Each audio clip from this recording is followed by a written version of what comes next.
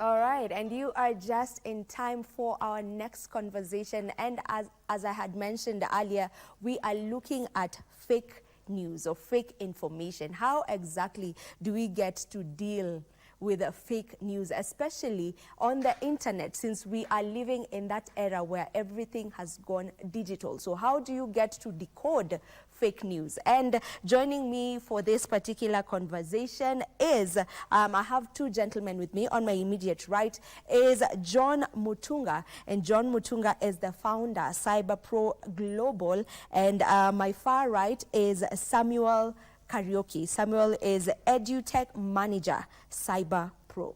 Welcome to the show, gentlemen. Thank you so much. Okay. All right, when we're talking about fake news or fake information, this is generally just misleading info that is not factual, right? So how do we get to differ fake news or fake information from misinformation? Okay. First of all, when you are dealing with fake news, we are talking of fake news as information that has not been verified, information whose sources are not factual. And so when you're talking of fake news, we should be aware that we may talk of misinformation and disinformation. Yes. When talking of misinformation, we are talking of information that was sent not necessarily to cause harm, but it was sent as a mistake maybe.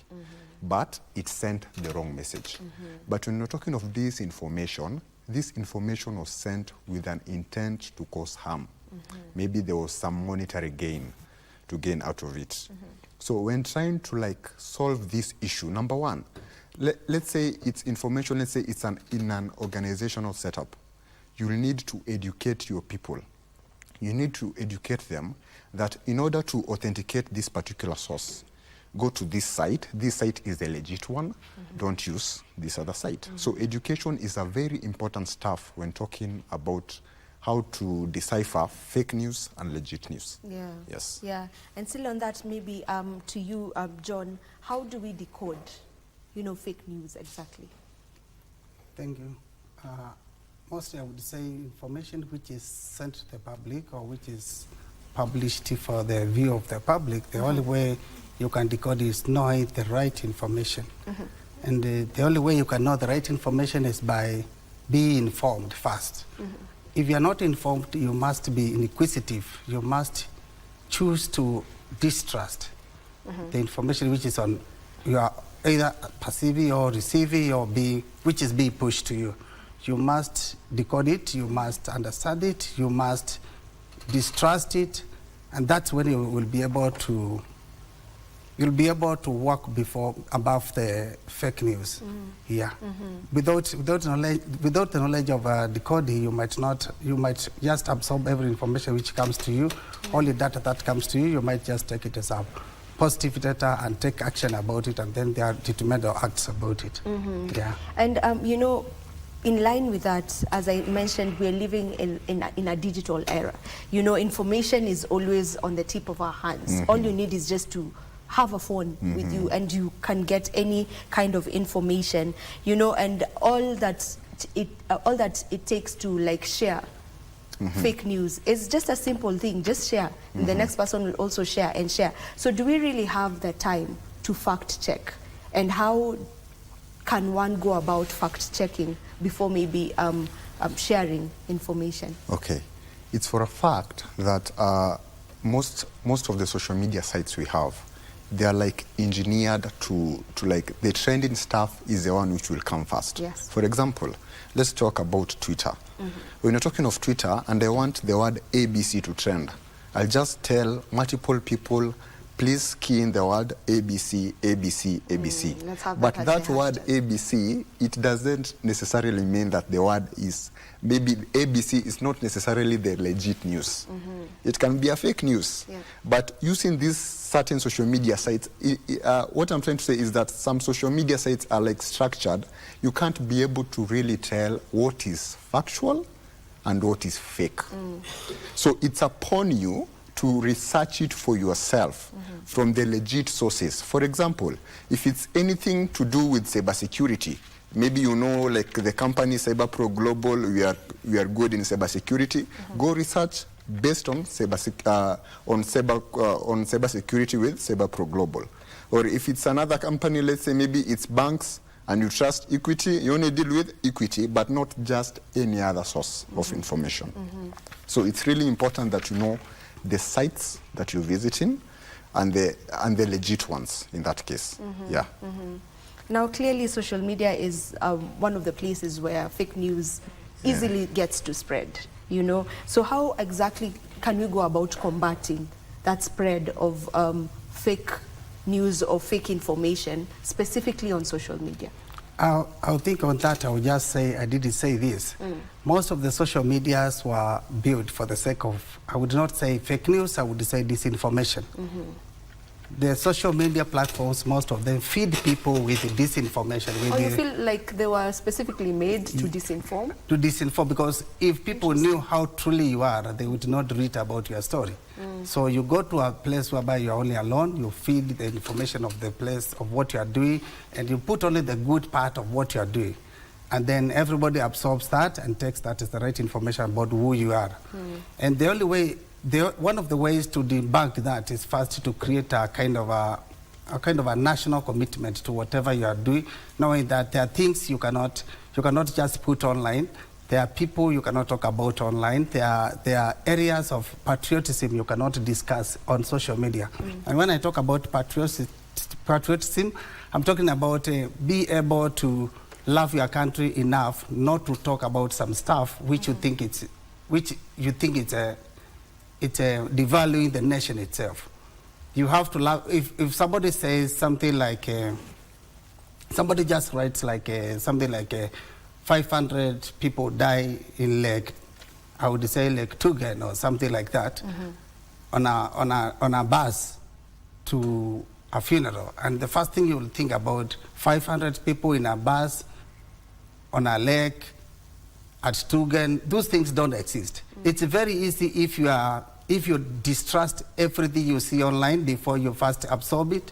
It's very easy for you to be able to identify fake news. They always come as fake, and it is easy to tell, but people usually look at the person who sent the news. If your cousin sent you the news and your uncle is the one who distributed, you just look at the chain of distribution and quickly absorb the news and take it as a national news. And sometimes it hurts people, sometimes it devalues people, sometimes it's just propaganda. And when I talk about propaganda, it's with political gain, either to lose an opponent or to fight an opponent over the media. The best approach to information is to educate yourself with the right information, educate yourself with the right content, and absorb the right content, and you'll be able to debunk what is wrong and what is right at the first instance. There's also an issue of influencers. The influencers are the guys who are paid specifically to push agenda, whether it is for profit or for just for fun. So the society must be very sensitive, must be careful about information that is coming from social media and it has an influencer tagged to it. You might find that somebody is selling, I wouldn't want to give a live example of an instrument that is used to clean a car, and the instrument looks like it's a big bottle of an instrument, but an influencer is saying this is a 2 kilograms of products built up with this product, and then you end up buying that thing, and when they deliver to you, you just find it's a very small thing, and it's not worth the amount of money which you paid, and you feel like you just dug yourself in. So the best approach is be informed and ask people whether is this true, is this information true, before you even comment about anything you see online. If you don't trust it, ask someone else. Be somebody who is inquisitive. Carry the act of zero trust. We find that the zero trust platform has really helped people to achieve things which they could have lost a lot of monetary value or their essence of life. But if you don't trust everything, you'll be able to trust something which is legit. Thank you. All right. You know, looking at the situation that the country is in right now, where we have leaders having issues or having problems with the younger generation, specifically the Gen Zs, you know, it's so easy for one to just use social media to disinform people. You know, just use it to disinform, and it could cause so much harm. And, you know, when it comes to digital, you know, and social media, to be specific, most of the times you don't even know where this information is originating from. You know, because sometimes one can just use a pseudo account and put it out there. So is there a way to just, can someone actually follow a pseudo account and get to the actual person, you know, ICT-wise? ICT-wise is very possible. IT-wise, yeah. IT-wise is very possible. The security organs of the nation are able to follow you up and know where you're located, which IP addresses you're using, which equipment you're using for spreading the news. And one thing we could say, it's easily that everything that is online is always being watched, whatever you place online. But sometimes people check, and even the security organs check and say this is of no importance. But there's a level of, like I say, patriotism. There's a level of love for your nation whereby you cannot spread some news because you know the effect of those news. There are things, even as we talk about free press and the gutter press and the Freedom of speech. Freedom of speech. There are things that we, if you love your nation enough, there are things you cannot even say online. And that is the first thing which will change our nation. By first loving your nation enough to look at what's the effect of this information I'm putting online. What will happen if this goes through? Are you educated enough to understand that whatever you are putting online might have a detrimental effect even on a child? For example, somebody takes a photo of a child who has been hit by a car and puts it online. For what purpose are you put it online? To tell the other guys that Kenyatta Avenue is not good for cars to pass through? It's just, some information we share online is of no importance. It's just allow me to cut you short. Yes. We take a short commercial break and then we come back with us. Now, to you, Samuel, are there red flags that one can just see from the get-go and know that, I think this source is not really credible, or this information that is being spread here is not factual? Yeah, there are red flags. For example, we are talking of news that, let's say, for example, KBC is the one which we are used to receiving news from, the legit news from the government. But then all of a sudden, you see there's another site or there's another TV station that you people never knew, but it's giving the same news. That one you need now to, like, you need to do a factual check and check, by the way, the credible source that I know is KBC. But in this case, I'm getting news from another person. And we should also be aware that most of the people who usually like bring the fake news or they misinform others, they normally use the trick in cybersecurity. We normally talk of it as social engineering, whereby you just lure someone by some common thing that you expect the person to maybe to be able to click, for the person to click to gain something or something of the sort. So it's very possible for you to know if something is real or if something is fake by just factual checking at the source. Yeah, so the source can really tell you. Yeah. Maybe what are some of the fact-checking resources that are there? Okay. Yeah, we're talking about fact-checking. How does one go about doing that? Now, when you are talking of, let's say, for example, you're talking of sites, websites, there's this good site called whois.com. Whois.com tries to tell you, for example, it's a certain domain. Like you can just search for a certain domain and just tell, by the way, who is the owner of this domain? Is it a legit site? So you can be able to tell. Also, there are other sites, for example, like Virus Total in cybersecurity. It can tell you, by the way, has this site been reported for any phishing? Has any phishing ever happened? So you can tell by using tools like Whois, Virus Total, yes. Yeah. Okay. John, I would love you to take me through the process of evaluating, the credibility of a source. Different informations come to people with different kind of attachments. For example, if you are looking at a content which is political, you first need to know the source of the content. Who wrote the content first? How long has it been in the media platform? For example, you might find a content which has been running for the last 3 days, and nobody is talking anything negative about it. Everybody is supporting the motion and talking about whatever is happening in the country today. for example, I wouldn't want to use Kenya as an example. I would use US. We'll be talking about the status of the last debate between Trump and his friend. And the information coming from there is one guy was goofy, the other one was doing so well. And you want to see what is the mainstream media talking about it, not the gutter press. Mainstream media, it's like you want to know what CNN is talking about, what Fox News is talking about. And that, by knowing what they are talking about, you'll be able to place yourself in a place whereby you can comment about the situation in that country at that time, or the situation of the information which you are receiving. Another thing is carrying the heart of zero trust, which I talked before. Carrying the heart of zero trust helps you to quickly decode any information which you find it's not, which you feel it's not correct. But I don't know how you would go online, find a guy who is selling a car at 300,000, and you don't have a way to compare what's the price of the cars in the market at that time.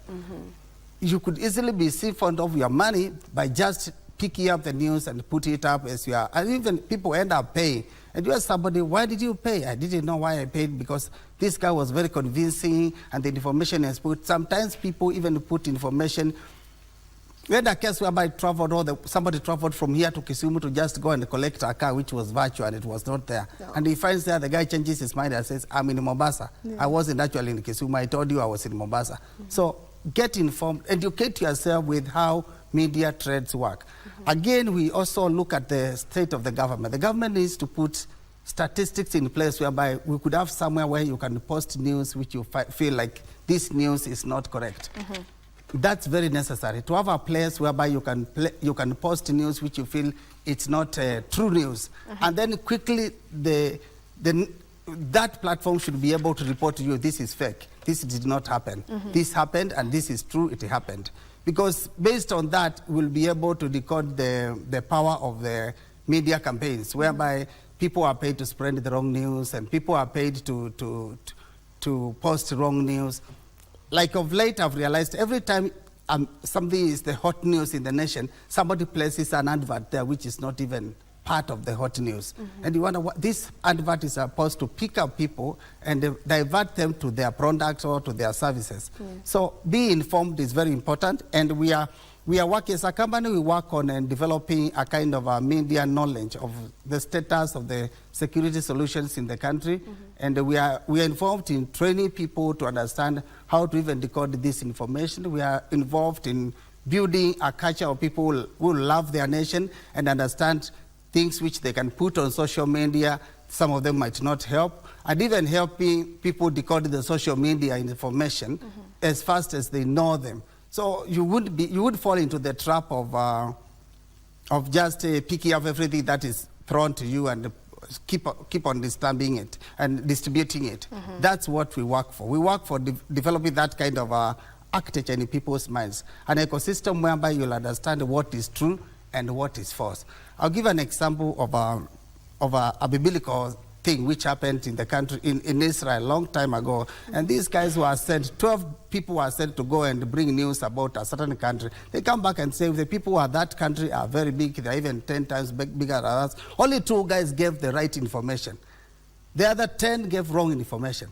We need to be among the 2 people who understand the right information. When it is posted online, you easily can decode it. And you can only learn that by reading, by studying, by educating yourself, and you put yourself in a group of people who speak the truth, so you can decode the lie. Thank you. All right, Samuel, maybe who is responsible in ensuring that the info being put out there is factual? Okay. Who is responsible? Yeah. I would say the social media sites.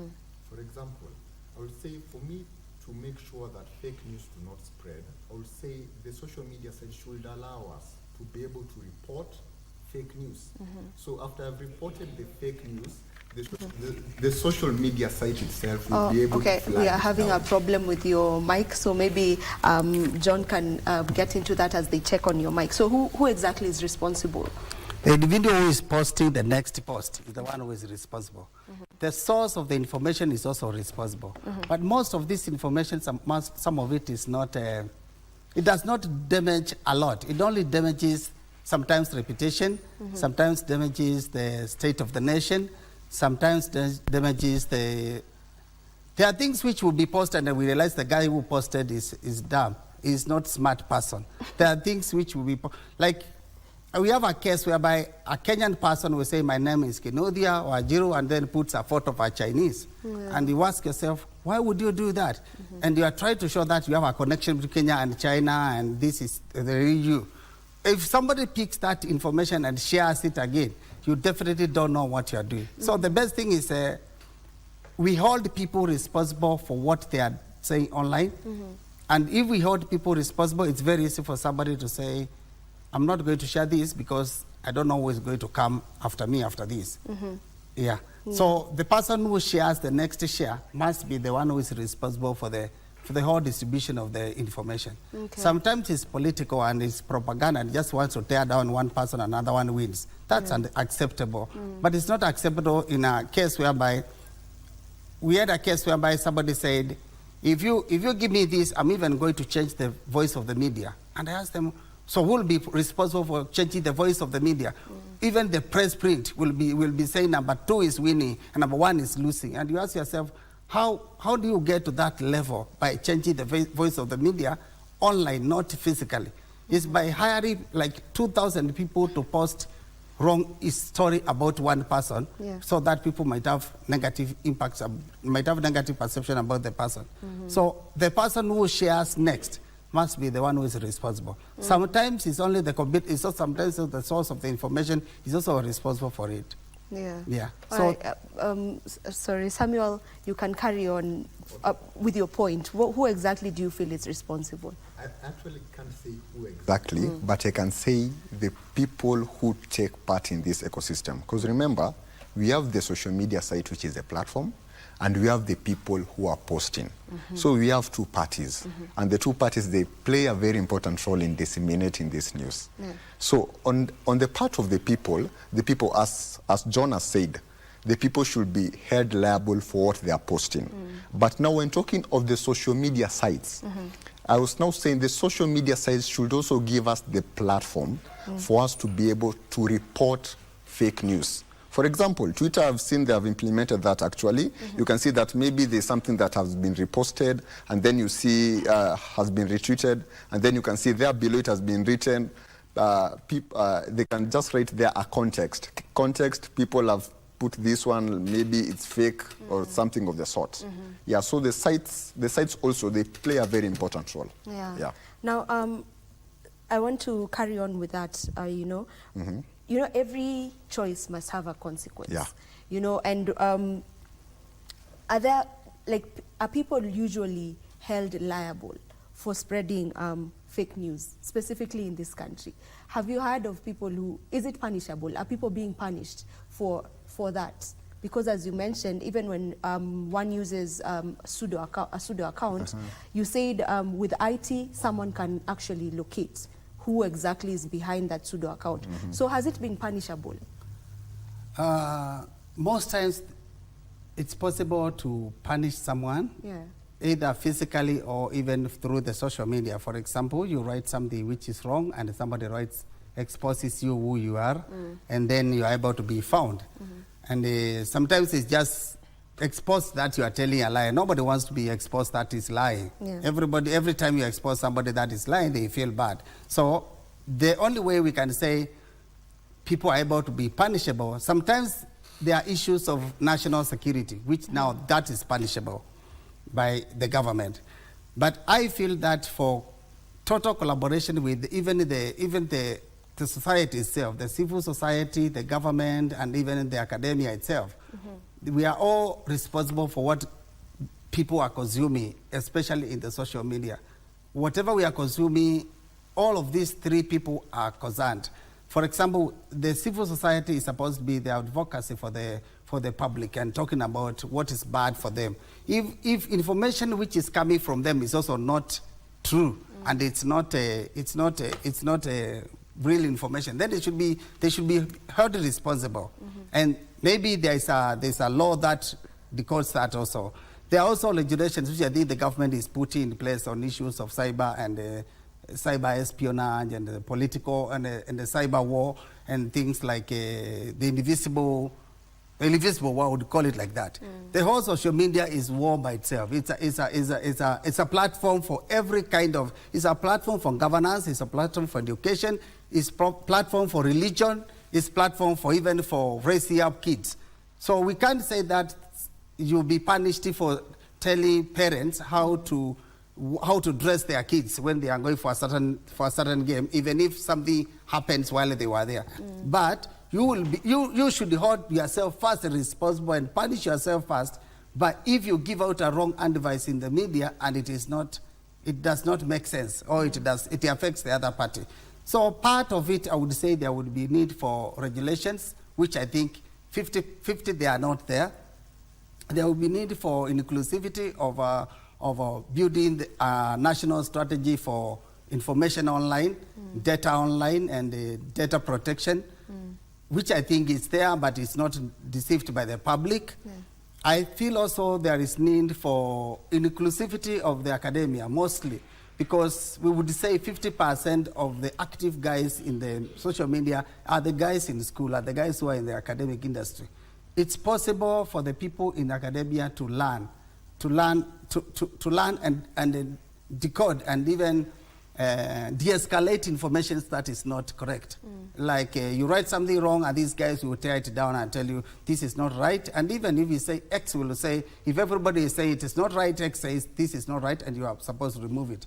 Many times I've commented things online and it is removed by X. And I have to write why I wrote it like that. So some part of the punishment, some of them are physical, others are not implementable, but others are implementable, even through the government. You can be followed up and imprisoned for saying something which is not right. Sometimes I even see stuff online and I ask myself, where can somebody just go and get this guy, tell him to explain what he's truly saying? Some information is not patriotic, some information doesn't change the nation, some information does not even build the nation. Yeah. What is the impact, general impact of fake news? The general impact of fake news is that it can make people do its effect. For example, I've told you maybe, you know, I remember when back then, I was hearing of news that people were saying that Jesus is coming. Then you had everyone now started reacting, selling shambas, doing such things. So your fake news can make other people do things which they were not intended to do, but it is really bad news. So its effect, it can affect negatively. Yeah. Maybe how can media organizations, because they are responsible with putting out information out there, how can media organizations and technology companies work together to combat, you know, this vice? There is a media council which vets what you are putting in the press. There is also the education list. The people who are training, the people who are going to work to the media council. I think there are rules which are governing the code of ethics and how to work. And if information is not correct, it's possible tomorrow to be on the news that this information was passed on by this media house and it is not correct. I feel that it's one of the ways having a unifying point whereby information is vetted because before it goes to across Africa. I would not say even in Kenya, across Africa. You cannot write something like April 14, April 1 every day. So everybody knows April 1, everybody writes a fool's thing. But you cannot write a fool's thing every day. Every day. Sometimes I feel like one day the media should just wake up and say, today we don't have news. And just pass over the day. They don't have news. What would happen even today, even if one day KBC just say, today we don't have news for 9 o'clock because we don't want to tell a lie. Today we just decided we don't have news. Oh, the news was just one item. The rest we just go and have some advertisements. Why? Because people right now are informed of what is happening. But people are not sure whether what is happening is the 100% the truth. And sometimes the media houses get the information in from X, even get information from Facebook, and put it as the main information. Is there a place whereby all of them could unite and say, vet this information, whether it is correct? Is it true? Should we put it online? Is it possible to have that? And then that will come only by education. by knowing that what is the effect of what you have said? What is the effect, if we print this, what will be the effect of the people? Because people is the most important thing for everything. What will be the effect of what we, if we print this information, we put it on the media, what will be the effect? Look at the effect even in 10 years to come. For example, somebody is complaining that for the last many years, children in school have been learning about the books they have been reading about political status of a country. I would say even the person who printed, people like Francis Buga, Man of Kafira, Betrayal in the City, they end up building up a child who is not complete. And we might end up having kids who are not even complete later. People who are thinking about politics and fighting the government and not loving your nation. And maybe in 5 years, everybody will just be provoked and they riot. Well. So you look at what is the effect of the information you are passing to the public, and whether that effect might be detrimental even to your own kids. That will help so much if people could vet and decide that I'm not going to write this because maybe if kids in school read it, they may practice it 2 years to come or 3 years to come. Look at the detriment of whatever you have put online and then try to control that. That would be perfect. All right, and just to put it out there, KBC journalists are well-trained and they're Media Council of Kenya accredited, just to put it out there. Well, what are some of the effective ways of correcting, info that had already been put out there? It is fake news. It's fake information. It's already been spread. How do you go about, what are the effective ways of correcting that? And it's already out there. Okay, if the news is already out there and you have already known the source that took it, it was the fake source. Now, to do a reverse of it, I think the best part over here is now the credible source must now say, okay, what was said before was wrong, but me as a credible source, I'll put this as a legit news. So it's very important for the credible sources or the legit sources to state their stand on that particular news. Yeah. Maybe I comment on that. There is the same thing we said, influence campaigns. If information is out in public and it is not correct, you need to de-escalate the information, the state of the information. And some of areas of de-escalation is influence campaigns. And I know the media knows how to bring that up and tear it down and make it look better than it was published. But it is good for the public to realize if the people say you are bad in this aspect, why don't you do something good to cancel the bad? If something is written online, you can get your friends to just say it is not correct. There's nothing wrong like that. I've been involved with the march with the Middle East, and I know much of what is happening in the Middle East. And I found myself as a voice to de-escalate issues which touch Africa and touch Middle East, because most of what we train comes from Middle East, and we train much on cybersecurity and media and stuff. And I find it so important that if there is so much bad information about you, about an organization, about you, about a situation in the country, the status of the country, you have to do something to de-escalate the status. One of the ways is speak positive about it, put conferences and speak about good things happening in the world of whatever you are doing. De-escalation is one way of fighting wars and fighting media wars. By de-escalating, you'll have to create a positive image of the negative image which was put forward. And I think that works so well.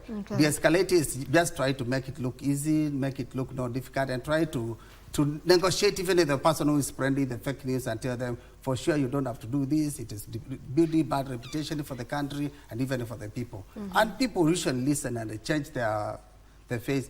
I remember last week, this vocal guy of South Africa was asked, why is it that whenever you're in the media houses and you're talking, you are very composed and polite, but when you're in the public at the parliament, you make so much noise? And this guy said, in the parliament, I only have 5 minutes, so I have to be so loud so I can be heard and so that my idea can be passed on to the public. But in the media house, I'm I'm compelled to speak whatever I want, and it doesn't bring issues. So he's good at media house and violent at the parliament.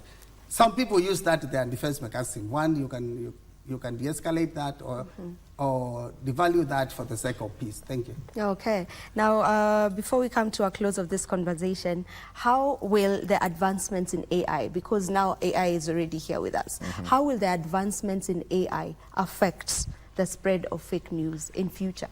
The advancements of AI will highly affect it. Because when talking of Negatively. deep fake, negatively, very highly. Because when we're talking of deep fakes, we have heard of deep fake videos whereby you can see the president is speaking, but it's not really him. Such things. And so in such stuff, it's very critical that we as maybe now the cybersecurity industry, the IT industry, we come together and talk about it. For example, we as a company, we have a conference called the Cyber Week Africa Conference that it's coming. So we should we talk all about these issues and how to solve them. For example, AI. AI will bring up the issue now of fake news will now be rampant because many people will now be making news using the deep fakes. So it's very important that we as the industry, we sit down and come up with solutions about them. Yes. Maybe if you can add on to that, as you also tell us, maybe just projecting, what are the potential solutions to address such, specifically when it comes to AI? I'll a little bit disagree with him, and we can fight after this. That people are trying to push AI as one of the main things that will fight and will cause the world to be a worse place to live in. But is it not true? It's not true. AI will not affect the not make the world a worse place. If you remember, the old guys used to drive cars which you want to put gears. Now cars are automatic. Now they have even brought in cars which run by AI and they don't need a driver. AI will make things better. So with AI, you'll publish a wrong content. AI will be able to decode the code and realize its code and take it down. With AI, we'll be able to send positive information to wherever we want. Despite its presence, we will still have control of whatever it's doing. The only thing it will do good things quickly and bad things quickly. And but that's still, where we will fight. You know, when you talk about that, you say that it will actually help in maybe decoding, you know, some of this. But I'm sure that by now, I don't know if Samuel will agree with me, I have already seen, you know, a clip where they assume this person is talking. For example, it's Vivian, and I'm talking about something, and it's definitely not me. Like, it's already there. They've taken your voice because your voice is out here on social media. You know, when we finish this interview, this clip will be on YouTube, you know? So they can easily pick my voice on YouTube and just have it as me. My face is already here. It's on screen and all that. So when you say that it will actually help, I would say that it has the negative side. So that's why I was asking if there are potential solutions to address that. At advanced countries, every machine learning, they are building a next to machine learning to monitor the machine that is learning. So the code which is placed on this and the bots which are running this machine have another bot which is watching over that one. So at the same pace they are running, each one is watching the other one. Because right now we know AI can easily, robots can defy what you want them to do. They can do the opposite of what you want to do. But as human race, and I tell people that AI will just make things better and faster. And we have control of whether it's bad or worse or worse. We have control of that. The fear which we are placed on by the fake news is that AI is going to annihilate us and going to keep us. So you're saying we have consumed fake news on AI? We have already consumed fake news on AI because I believe cars will be made easier, people will be able to communicate easier. I'm now able to talk to somebody who is in Afghanistan face to face. I wouldn't want anything like that to pass through my... So everybody should build his life knowing that technology is coming to help us do things better and faster, and we will control whether it is going to be. Only that if it lands in the long hands. For example, I sat on a meeting whereby somebody was talking about building an aircraft and how they print. Sorry, I used the word print, but that's the exact word they use. They print an aircraft wing. One wing of the aircraft is printed. And then somebody hacks the system and they cuts the wing in the middle and they just builds it the way it is, but it has a crack. So after some time, the wing breaks up, and you have to repeat all what you did. So there will be good people try to stand, and bad people try to help, and many try to shut it down. Many times, good people always win. We have to know that, because good people are more than the bad people. And many times, the bad people make so much noise until you think they are more than us. Yeah. We are more than them. All right. On September 23rd, we have a conference at the University of Nairobi talking about such a thing. I would invite everyone in the nation to come. Okay. September 23rd is called the Africa Cyber Week Conference, which is a yearly conference. We are talking about cyber, AI, artificial intelligence, invisible war, and things like cyber security as a military warfare. Those are things we are talking about. And building an ecosystem, skills gap, and opportunities in the cybersecurity industry. That's what we are doing. Okay, that's Thank very important information right there. I hope that they have received your invite and they will show up in September. Now, this is where we end our conversation for today. We will definitely create time. I feel like we've gotten a topic for another day. Yeah, that is on AI, because I feel like we really need to talk about AI, because there's misinformation out there on AI. So we'll create time for that. Thank you so much, John Mutunga. Thank you so much, Samuel Karaoke, for joining us for this conversation. And this is where we put a cap to today's Good Morning Kenya. Thank you so much to each and every one of you who has been tuned on the show. My name is Vivian Dagwa. Until next time, do enjoy the rest of your viewing. Goodbye.